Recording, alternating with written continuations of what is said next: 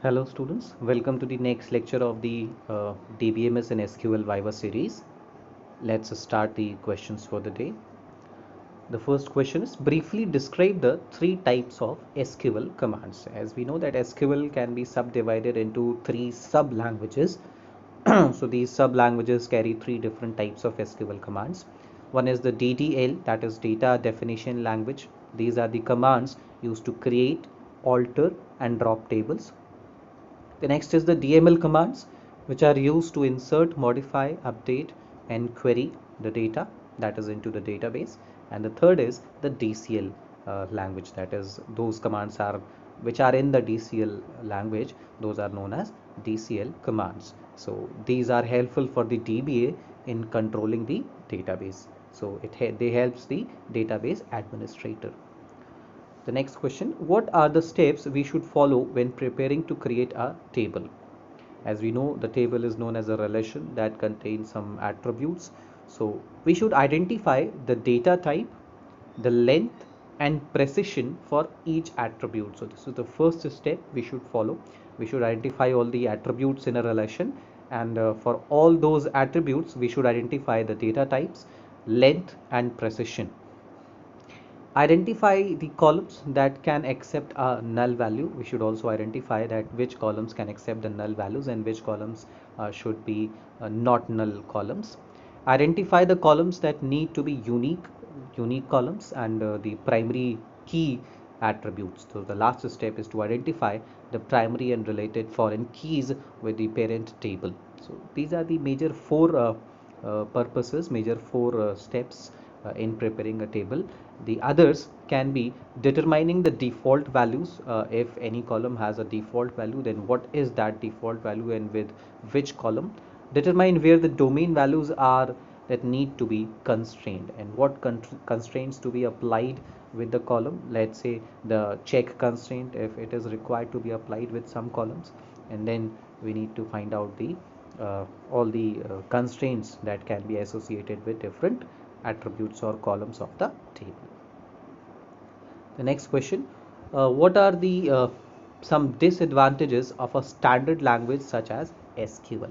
Yes, so we are talking about the disadvantages of the SQL because it is not similar to the other languages. It is different from the other programming languages.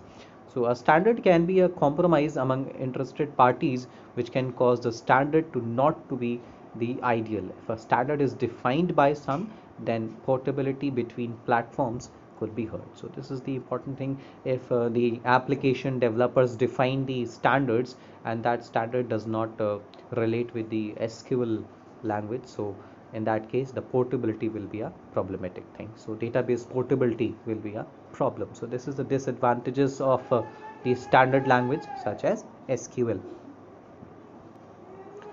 Explain a join between the tables.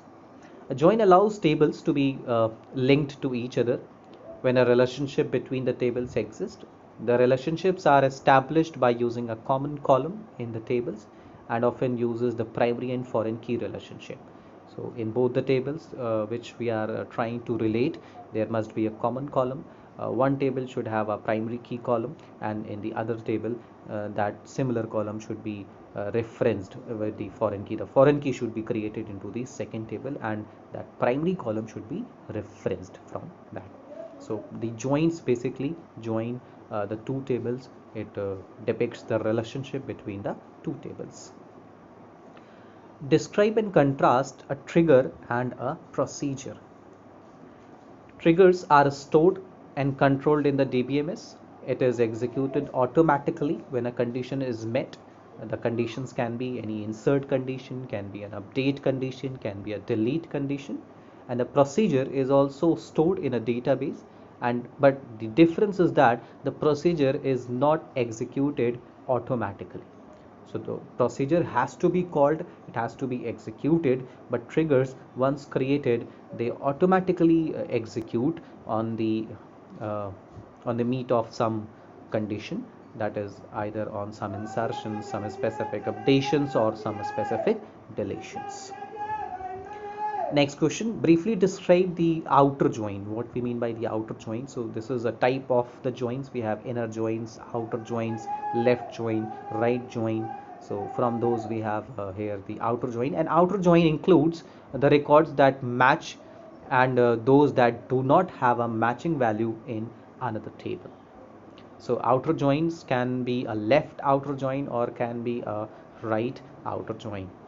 In a left outer join, all the records from the left table will be included and the matching from the right table. On the opposite side, if we are performing a right outer join, then all the values from the right table will be included with matching columns or matching rows of the left table. So these are the outer joins. We have already had a talk about the subquery. So now let's talk about some more questions. Explain the difference between 2 and 3 tier architecture. So 3 tier architecture is very common into the database DBMS. We have seen the 3 tier architecture of the DBMS with 3 levels, the conceptual, the physical and the logical levels. A 3 tier architecture includes a client and 2 server layers. The application code is stored on the application server and the database is stored onto the database server. On the other hand, a 2 tier architecture includes one client and one server, where both the application server and database server reside on that particular single server. So there is a difference of one more layer or one more server in between the 2 and 3 tier architectures.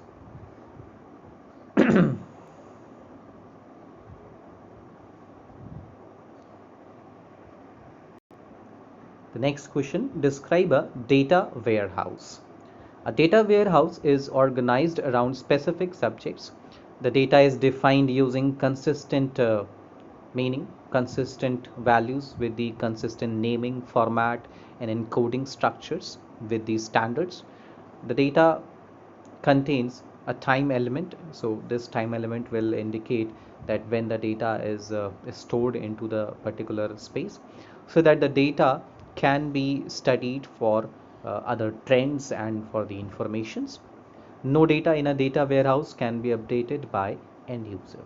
So this is a data that is stored into the warehouse, which is organized, and organization is around some specific subjects, and these subjects includes the naming, format, encoding, time stamping, and based on these structures, this can be queried for the trends into the data. But obviously these queries are not performed by the end users. So that's it for the lecture. We will discuss more questions into the upcoming lecture. Thank you so much.